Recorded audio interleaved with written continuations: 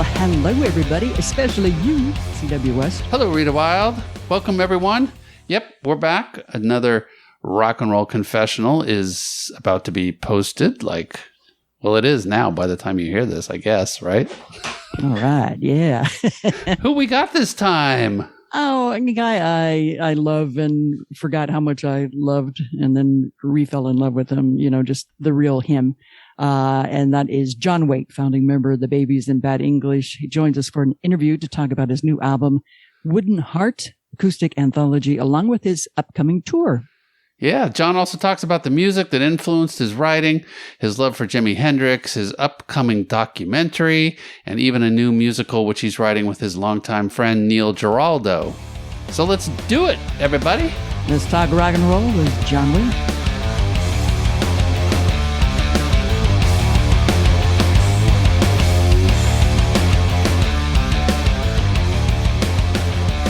There. Hey. Hey. Hi, John. Good morning or good afternoon. I don't know where you're at. And neither do I, my friend. I know you've been out here for a while. Yeah, I've been here for quite a while. But I moved out of New York City and came here for a break. And then I went on tour and I just stayed, How are you doing, John? Good to see you again. Yeah, and you too. How you been? Well, it's been, like an episode of The Twilight Zone, these last couple of years. Yeah, The been pandemic strange. and everything. Oh God. Yeah. But let's talk about good things and fun things. And a lot of that is, we want to talk about your album, Wooden Heart, Acoustic Anthology, the complete recordings, volumes 1 through 3. The 3 is the new stuff. And it comes at a great place in time when I think people are ready to hear this kind of music. I mean, it's authentic. It's very honest. It gets down to the basic part of music and why it captured me and probably why it captured everybody else, what you're doing with it. And I love it, man. Thank you very much. Thank you. Yeah. I mean, a lot of people were making acoustic records in the early 90s. I mean, everybody from Bob Dylan to Golden Earring. I mean, everybody was making acoustic records, unplugged, And my roots are largely in blues and country and folk. It's being British, especially folk. And I always loved the acoustic guitar, and a lot of the Babies songs were written on the acoustic guitar. And the fact that I was working out in Nashville from the early 90s forward wasn't necessarily trying to be country. It's like just looking for people that played the acoustic guitar. So, it was it was a labor of love, really. I mean, it was an obvious choice to go in and start cutting songs in a simplistic way. I also didn't want to sort of join in the sort of arena rock thing. I thought that was kind of redundant when it came out. So I was kind of like really looking for something true and real. And I added to it over the years with volume 2. And then in the pandemic, I got so bored. I just started. Really? Yeah. I mean, everybody was climbing the wall. I climbed the wall and went over the top and went into the Doghouse studio. And it only took about 3 days, but it was a tremendous relief to make music. Yeah. I mean, it really gets to the essence of it. And I know you've got a couple of shows coming up in Southern California, a couple at the Canyon Club, the various locations, Montclair, Santa Clarita, Agoura Hills. I think you're also doing something in Laguna Beach. What can people expect from those kind of shows? I mean, is it going to be what we kind of hear on Wooden Heart? Is it going to be just that intimate and storytelling kind of vibe? Well, it depends the venue. I mean, some places like the Canyon Club, all you can really do is go in there with the full band, turn up. I mean, it's made for that kind of thing. The acoustics are good for that. Some of the shows we're doing, it's Wooden Heart, but with hits stirred into it, which Wooden Heart is. We do Isn't It Time Unplugged, and we do Missing You. But it depends on the venue and the circumstance. We're out with Pat Benatar and Neil Giraldo. We've got 3 gigs in Florida coming up, and I think they're going to be kind of unplugged, which is a bass guitar and second guitar and me on acoustic. There is not much difference between the dynamic, really. There's a lot more storytelling songs in the unplugged set, and in the right venue, in a smaller venue, like a 500-seat theater, you talk to the audience and they talk back, and there's a real honest exchange and like you were saying, authenticity about just the guitar in that setting and the songs and the stories inside the songs. And if I could spend the rest of my life in a 500 seat theater playing to people that wanted to hear it, I would just head towards that. Yeah. That's nice. And Neil, he produced your first solo album, didn't he? Ignition? He did, yeah. Yeah. I mean, me and Neil go back 35 years. God. I mean, we really do, I mean, it was a tough record to make, it was like the record company were very harsh and controlling, and I was not having any of it. And it was just, I had this great band, Frankie LaRocca and Ivan Kroll and Donny Nozoff. And, it was just, I had this great band. I had the power station, and I wanted to make a certain kind of record. And they were very difficult. And Neil got between that and made sure the record got made. So hats off to Neil. I mean, he was, he went to bat to make the record I wanted to make. Yeah, the fact that it took 3 days to record your latest album, compared to, I'm sure, the Babies days and even your solo days, it took weeks, months. I don't know how long it took, but it had to have been such a juxtaposition of pressure from the record companies opposed to you having complete control now and just like doing what you want to do. The work's better.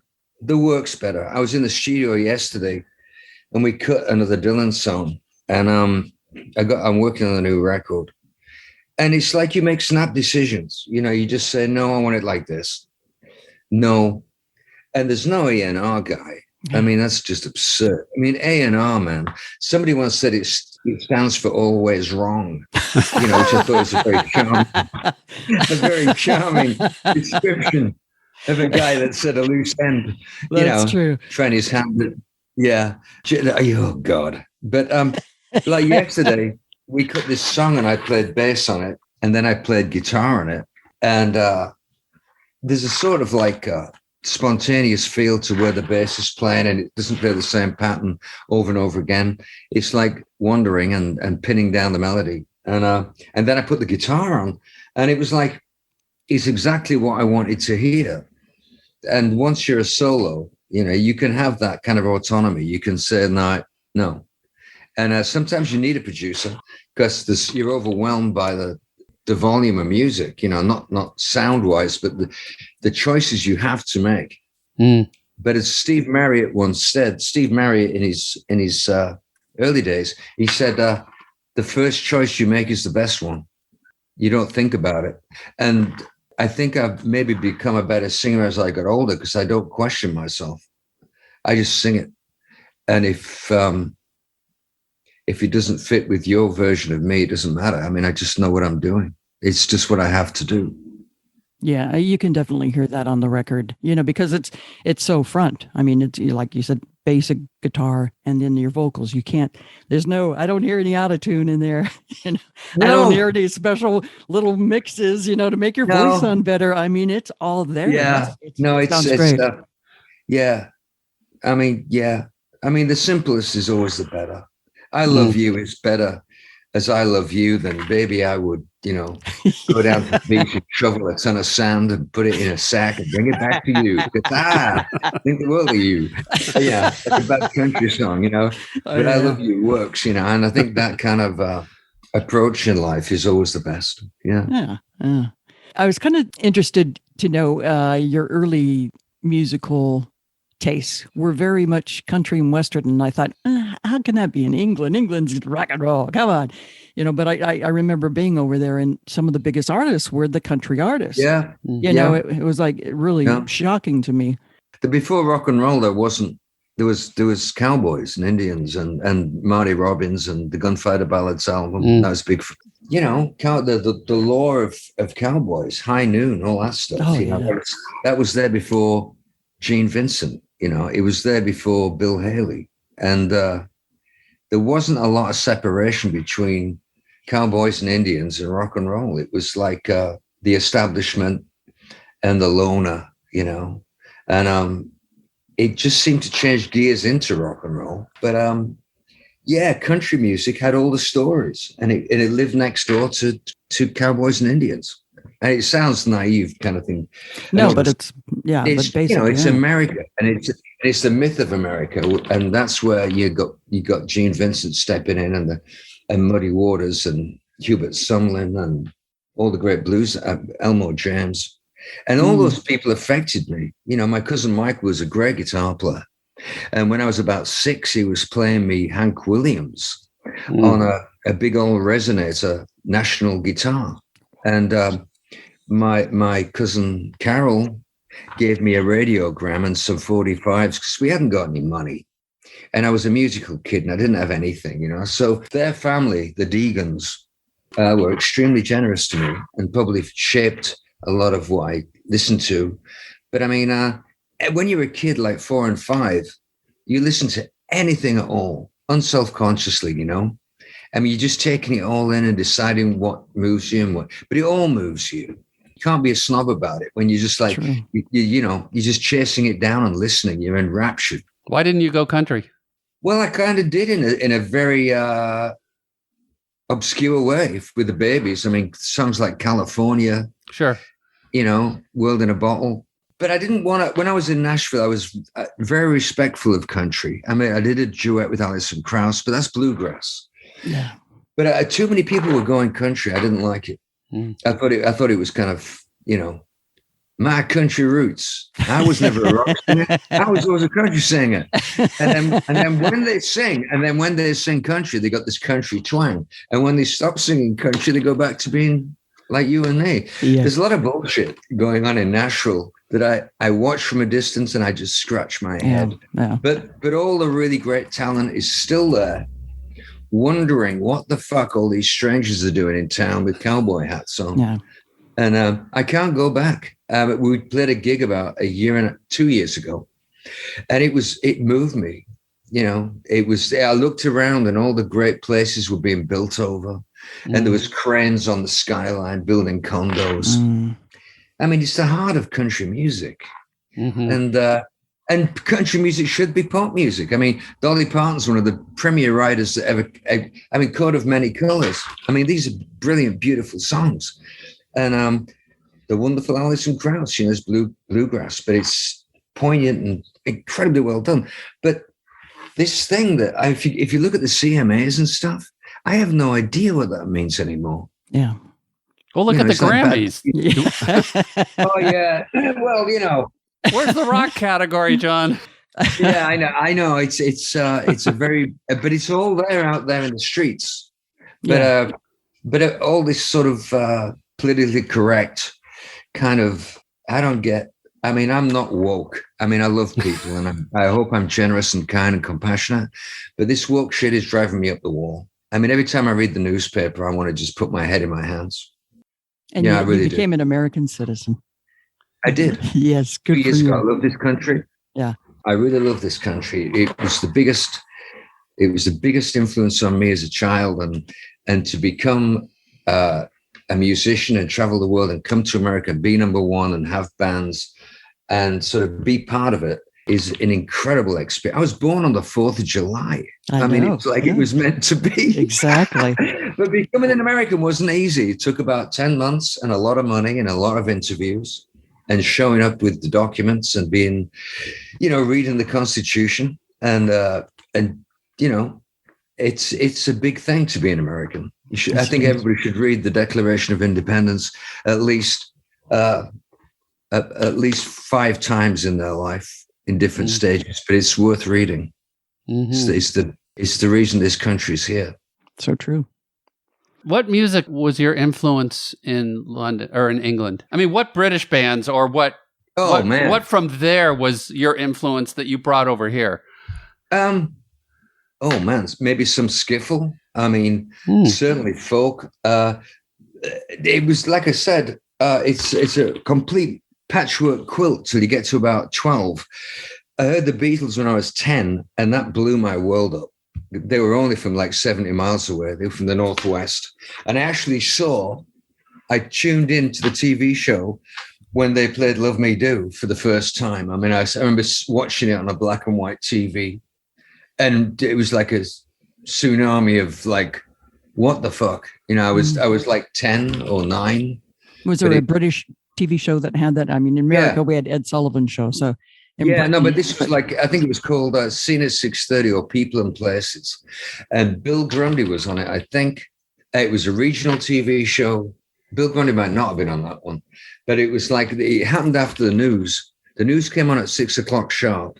You had half an hour of the news. Then Scene at 6:30 was like a regional Northwest Granada TV broadcast. And there's the black and white Beatles being given a shot. And about 2 weeks later, they came back and did something else. But you could, I mean, almost from the moment you saw it, you could feel the ground surge. It was like, it was the key going in the door of a future that was unbelievable, But as far as the blues being reinterpreted, as they say, by British bands, like especially the Rolling Stones, Keith Richards, Mick Jagger, Brian Jones. I mean, that in itself is like and John Mayall and the Blues Breakers was seminal in bridging that gap between a black audience and a white audience, and playing with Eric Clapton. And that was an album I couldn't put. I mean, it was always on the turntable. I mean, when Jimi Hendrix came out, that was like being hit with a hammer. I moved, and there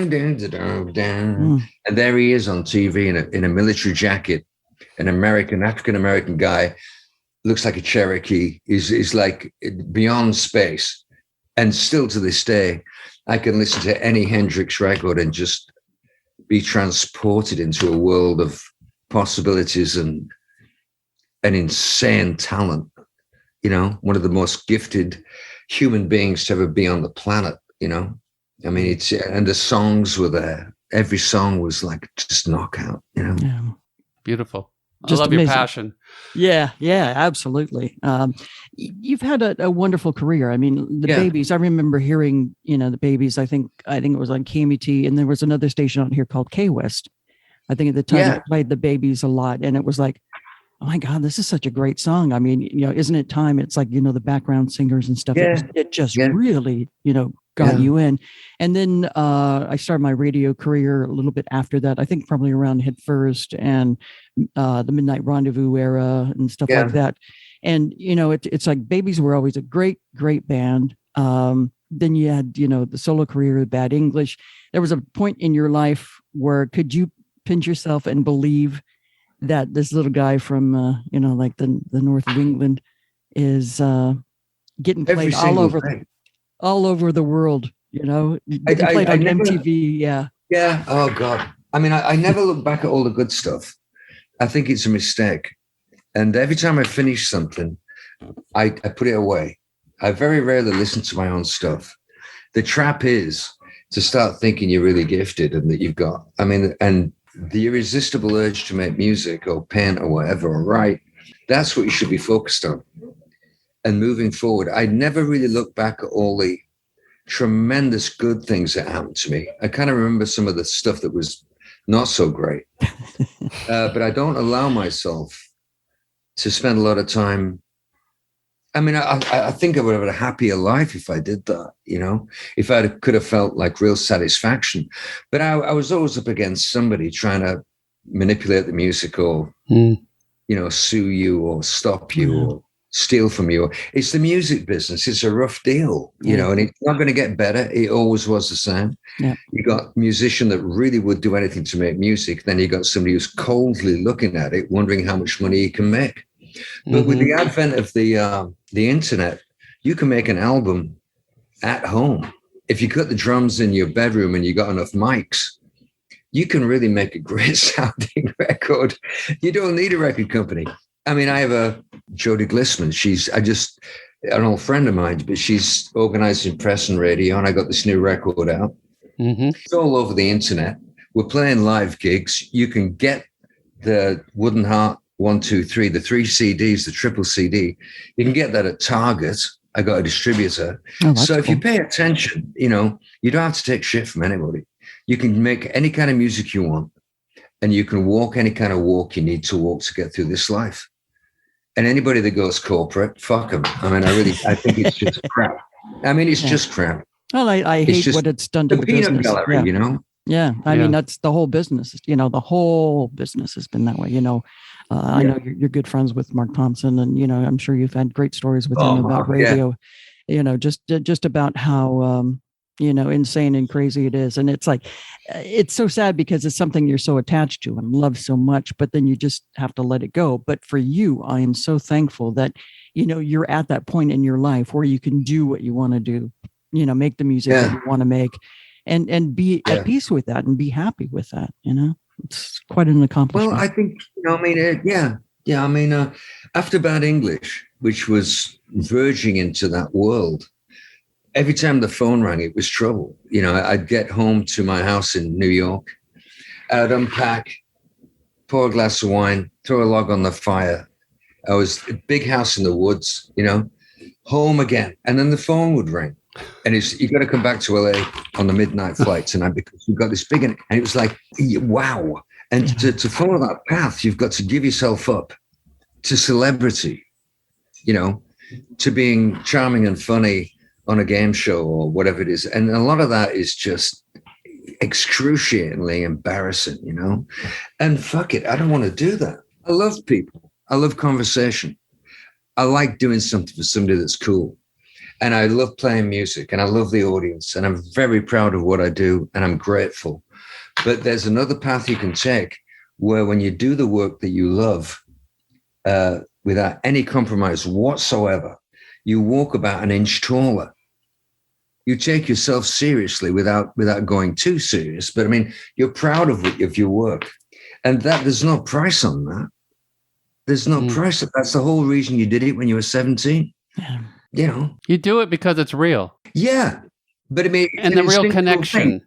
Yeah, but you're not thinking about sales. You're not thinking about the machine. The machine's there to get it from you. Like the Rolling Stones once said, Mick Jagger said, the record company's there just to put the records in the stores.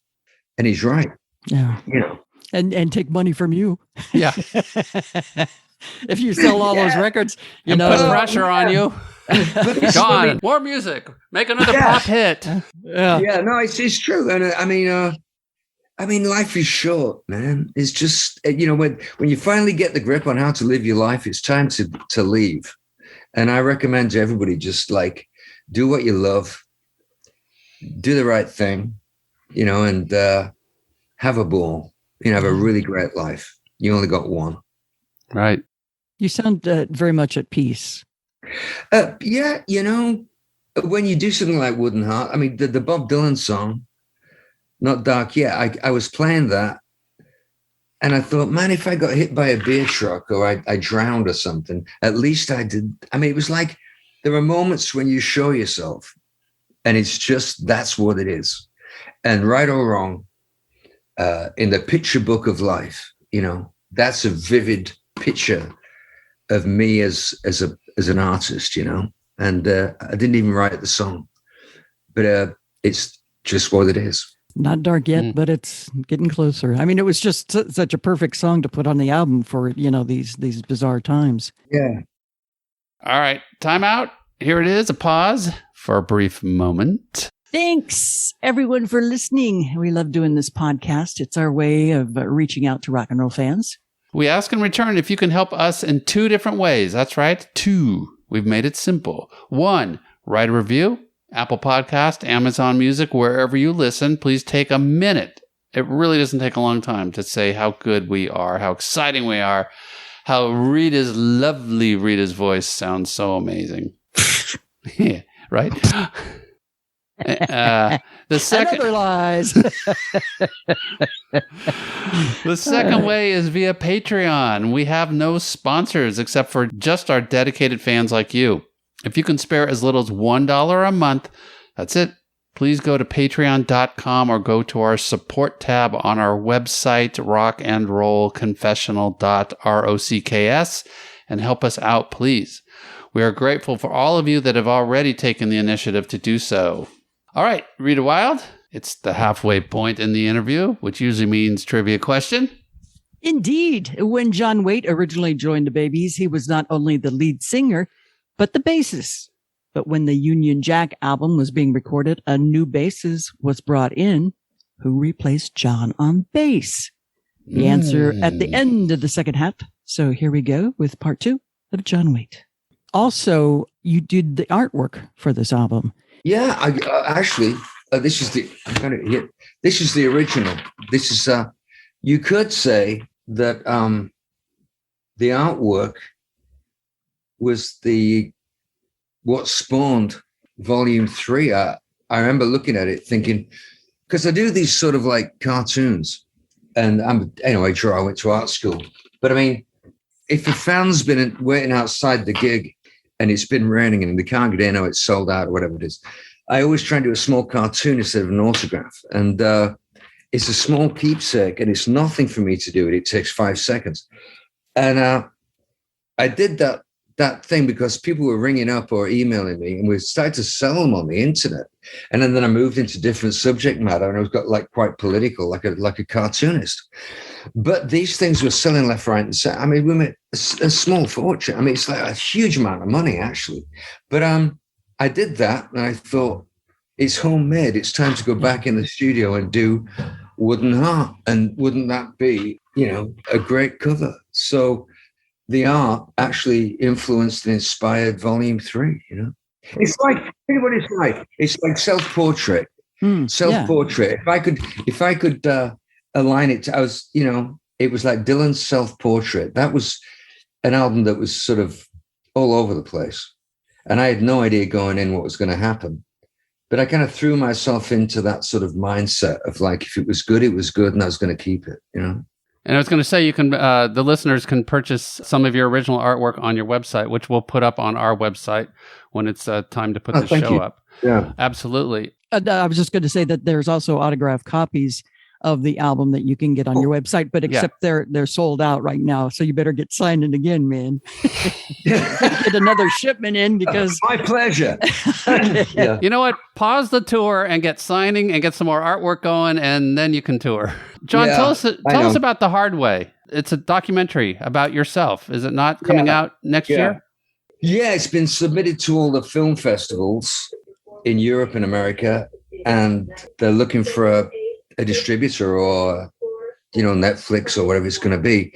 But in the middle of the pandemic, I phoned up an old friend of mine in Portland. They were setting fire to Portland. And I thought, my God, my old friend lives up there, Scott. So I'll give him a ring and see what's going on. And he just finished a film where he got awarded for this film event in the wine business. And he said to me, something, you should, because he's said the same things you said about what a magical life I've kind of had, all the things, the roads I've taken.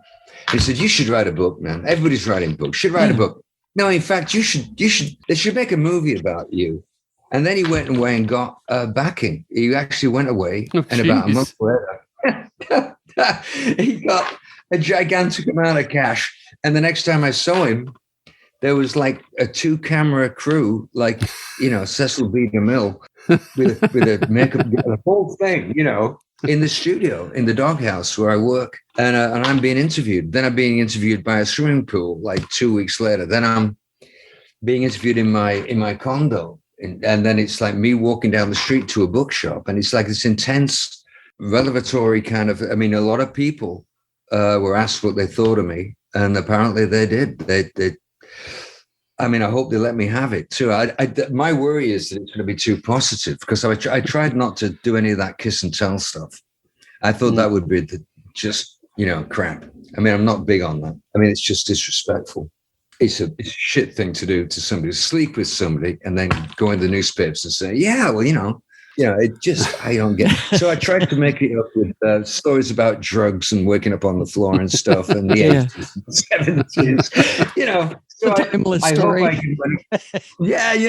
I tried to make it colorful without mentioning past loves, Yeah. But it's coming out. It's going to be. That's awesome. At the film festivals. Yeah. Great. So that's next year? Yeah. Yeah. I also heard that you're working on a musical with Neil Giraldo, who you, talked about before, being very close with. Can you tell us a little bit about that? Well, I can't tell you the subject. Okay. And I can't tell you where it's from. That's okay. So, does that have anything to do with music? It's going to be a musical. Okay. And it's full on. We talked about it and discussed the direction and the title of what it's going to be. I actually started painting pictures immediately just to get some visuals, and I went on the internet and looked. Then I went to New York and wandered around certain places and read about certain things. I suppose we'll hit it in the new year when we've got this part of the touring done. But it's going to be interesting. It's going to be a full-on production. So, I actually did a backstory on all the characters. I came up with these characters and the location, it's back east, and the families of these people, their relatives, what they do for a living, their history, dynamic, and possible outcome of bumping up against each other in a certain situation. So I have kind of a plot in mind, but as Neil says, the music's going to drive it. So it might go completely in another direction. I have no idea. But I'm fully armed with all these characters, and they have names that I think are pretty good. And there's subtlety in the people. It isn't just like flat characters. They've got problems. They're imperfect, and they know what love is at the same time, which makes it interesting. Are there any A&R guys in the musical? No, there's this. Yeah, there's this hit squad that comes out of nowhere and kills them all.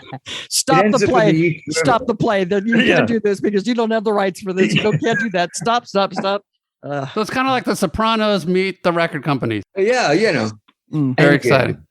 We have a bonus round, John. We're going to just throw some quick and fast questions at you. Sure. Let's start with who would you want to meet that you've never met? God. That's yeah. Is it God, comma, or God, period? Are you woke enough to answer that question? Yeah, that's right. There's a lot of people I admire, and I met a lot of them. I met Dylan once in Japan in a coffee shop. Yeah, I got walked. And he was sat there surrounded by Japanese tourists in the middle of this great big coffee shop. And this manager walked me over and said, "Hey, Bob, how you doing? What are you up to? This is John." And he got up, he stood up and shook my hand, asked me how I'd been and what was going on, how the tour was going. That was nice. Yeah. Wow. And I got on stage and played with Townsend when I first moved to New York. And I played with Steve Marriott about 2-3 months after on the same stage. And I've met people that were a force of, they were just light. They were just brilliant people. And you always know when you leave the conversation or walk away what just happened. And then you meet these kind of the music business types, and it's kind of strange. You walk away counting your fingers. So there's some people out there that are just really strange, And but as for meetings, I think we all know each other on some level, even would communicate through the stars or whatever. I think the conversation is universal and ongoing. Yeah, true. What was the first concert you went to? A band called Family. And they had an album out about 6 months later called Music in a Doll's House. And they were playing at Lancaster University. And I was 15. And the word in the streets, in the coffee bars, was that this was the band. And I went to see it. It was jazz rock. And it was almost religious. I've never seen anything like it. Roger Chapman was singing. The Beatles were called Sgt. Pepper, Music in a Doll's House. And they couldn't because of Family. But the undercurrent in Britain, there was this groundswell, this wave of interest in them, and they were almost mystical.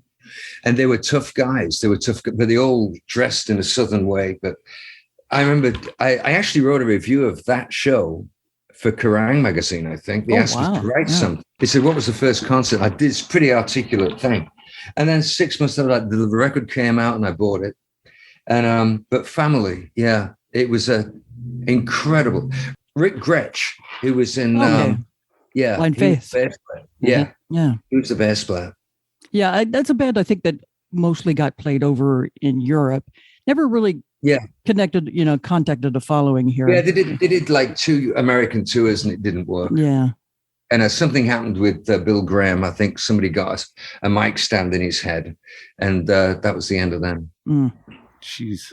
What is your craziest Spinal Tap moment or incident that ever happened on tour or recording with you? Well, I think I was in Pennsylvania somewhere, and we'd been traveling all night. And I got to the hotel. It was on the Missing You tour. And I got in, it was about 7 or 8 or 9 or something like that. And I got in my room. They brought my bags up and got me situated, got my guitar. And I just laid on the couch and I'm just like looking at the ceiling. I could hear this noise in the room. And I couldn't work out what it was, you know. I thought it was the pipes, you know. And then I realized it was coming from the wardrobe. This huge wardrobe in the corner. And I went over and I opened it, and there was 2 girls in there. My God. I usually only get like a bottle of water or maybe a pad of paper in my hotel room. No, it was breakfast. Was it breakfast? Did you know the girls? The breakfast? Wait, now you can thank an A&R guy for that? There's a song in here somewhere. Yeah. But that was just, I mean, like, you couldn't have written it. It was like, wow, okay. You know, it's like, but it was one of those Beatlemania moments. But, you know, I mean, on that tour, it was like being chased down the street and through department stores. We got going to shreds in Japan. And there's a certain kind of, you live that once, hopefully. And then you say, thanks for the memories. But you don't really want to go there again. Yeah, absolutely. What was to you the album that made the most impact on your life? Well, I would say Marty Robbins' Gunfighter Ballads and Trail Songs, because I was about 4 years old. And I used to run out of school, run down the hill to catch my bus home into the center of Lancaster. And at Kenneth Gardner's store on the corner, opposite the bus stop, there was this album. And it was Dayglow Pink, and there was Marty Robbins Going for His Gun. Mm-hmm. And I would just look at it, you know, and it was America. And this hot pink background was the weirdest thing. It was like, I would later learn that it was kind of sexy, because it was like strip clubs and sort of, you know, lingerie and all that. There was something being suggested by it, but there's this cowboy, Marty Robbins. And that was a huge, huge, huge influence. But I got the Beatles' first albums for Christmas when I was 10, and I didn't come out of my room all day. And that moved me on a tremendous level. I can't even tell you what that was like. Yeah, it's like for many people, the big aha moment. It's like there is something else to life. You know, it just doesn't have to be. Yeah, absolutely. I just saying in my last interview, I used to be a bass player, and I love the bass, and I love cello, and I love oboe and all that stuff. I like bass instruments. But when McCartney went like, how could I dance with another? And he puts a passing note on the bass. It's the cleverest, most musical thing I'd heard in my life up to that point. Nobody had ever done that. And that shows you how good he is and how, that was like playing off key or something. Nobody did that. It came out of left field. How da da da da da da da, and it's just da da da da da da da ba ba ba ba ba ba ba da da da da da da. But the band is playing against the chords of the band. It's beyond brilliant. But at 10 years old or whenever I was, I knew how brilliant that was, and I think we all did, really. Thank you so much for doing this. You've always been, you know, very helpful whenever, you know, like we were at KLOS for many years, and then I was at the Sound for several years too. And I think that the first time we had a live band was your band, really, in this big high rise. And it was like, man. And we're plugged in like 7 in the morning. Yeah, no, I drank so much coffee. I was like coming out of my shoes. I thought, I can't sing at this time. And Mark's in the, you know, he's like throwing the switches. Yeah, we got Johnny. And the whole band set up, and the guitar player arrived with a Marshall stack and a double neck guitar. I thought, fuck, this is Spinal Tap, you know? And we had an audience brought in. Mark brought in, and he had his daughter there. And it was just fun. Yeah. I mean, I saw Mark a couple of weeks ago. We had lunch. Oh, good. nice. Yeah, down on the beach. Oh, yeah. He Shutters, just had 2 grandbabies now. Yeah. And he's So, happy as a clam. Yeah. He's acting. He's going into Atlanta and doing plays and filming pieces of this and looking at screenplays. But I said to him, why don't you come back? Everybody loves what you do. I mean, you're missed. And he said, nah, Johnny, I'm done. I'm out. And it was just on his way to see his grandkids. Yeah. And if anybody out there loves Mark, just so you know, he's extremely happy. Yeah. I've never seen a man so, and look what he brought to radio. When Mark and Brian quit, this fucking great big chasm opened up in radio.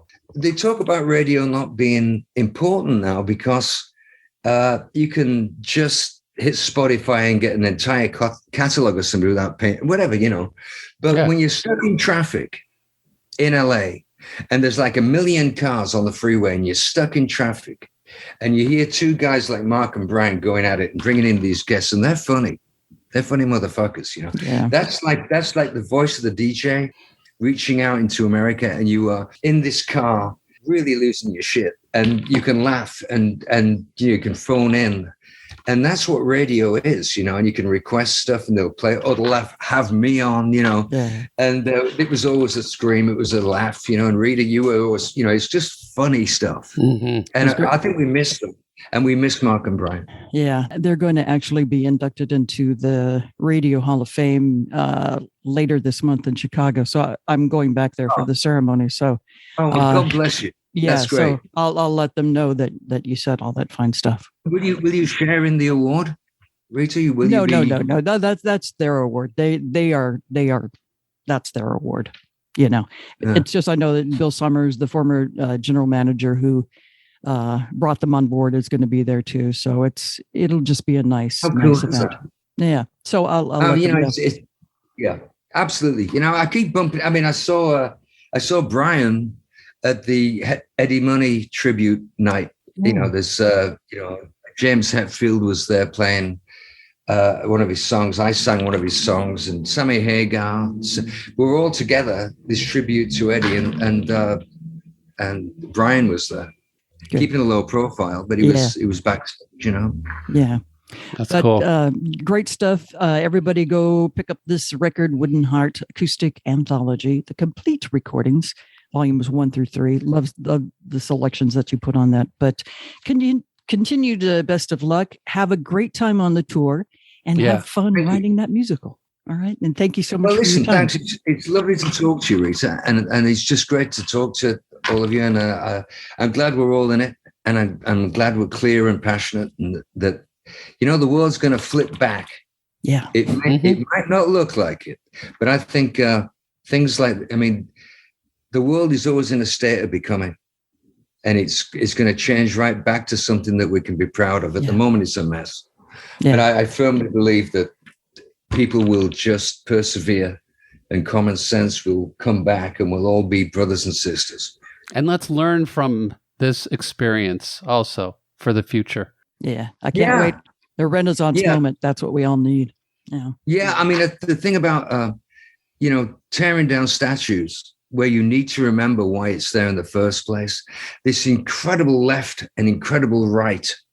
Whereas Springsteen wrote in the song for the Jeep commercial about being in the middle, in the center, if you could have a coalition in America, I think people would breathe easier. There wouldn't be so much fighting and nothing getting done. Yeah. If you could just sit down around a round table, no boss, just talk, Yeah. But maybe it's, I don't know. You may say that I'm a dreamer, but I'm not the only one. And one day you'll come and join us, and the world will live as one.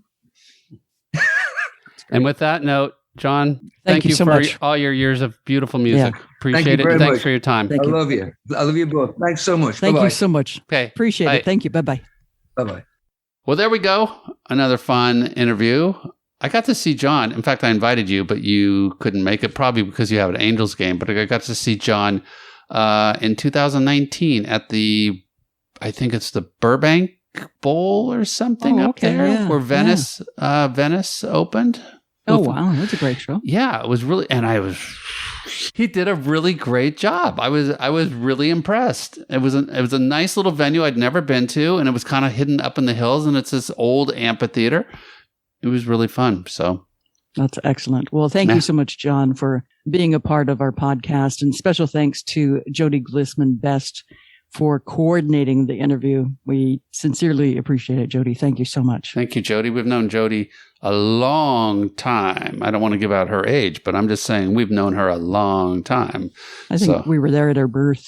Back when she was born at Capitol Records. That's right. Anyway, follow John at Instagram on John Waite Music. Follow him on Facebook at John Waite Worldwide. John's new album, Wooden Heart, Acoustic Anthology, can be found on streaming platforms, Target, as he mentioned, or you can purchase an autographed copy at John's website, www.johnwaitemusic.com. And John is out touring really soon. I think he's been doing a couple of dates in Florida, but he's coming back to Southern California at the end of this month, October. He's got, 3 shows at the Canyon Club at all different locations. I think it's Agoura Hills, Santa Clarita, and Moore Park, I believe, are the locations. Mm-hmm. So check him out. You can find all his tour information at johnwaitemusic.com. Also, go to our website to check out our show notes. We have lots of them on John, including a great collection of videos and a link to order some of his original artwork that he talked about. Excellent. Check out our posts on Instagram and Facebook, both at Rock and Roll Confessional. Please share whatever you can. It helps us, like us, save us. What else us? Gets the word out. Smell us. We appreciate it. All right, read a wild trivia question, trivia answer. Oh. It's time. I forgot. It's time. When John Waite originally joined the Babies, he was not only the lead singer, but the bassist. But when the Union Jack album was being recorded, a new bassist was brought in. Who replaced John on slapping the bass? Do you know? I forgot. I would have known had you asked me in the 80s. Aha. But I totally forgot. Well, when John Waite originally joined the Babies, he was not only the lead singer, but the bassist. And who replaced him was a gentleman by the name of Ricky Phillips, who also played with John in Bad English and is currently touring as the bassist for Styx. That's it for the show. Thank you so much, everybody. And thank you, CW, for all your work on the websites and stuff and all the other stuff. Thank you, Rita Wild, for the music knowledge you carry in your head. Have a nice day, everybody.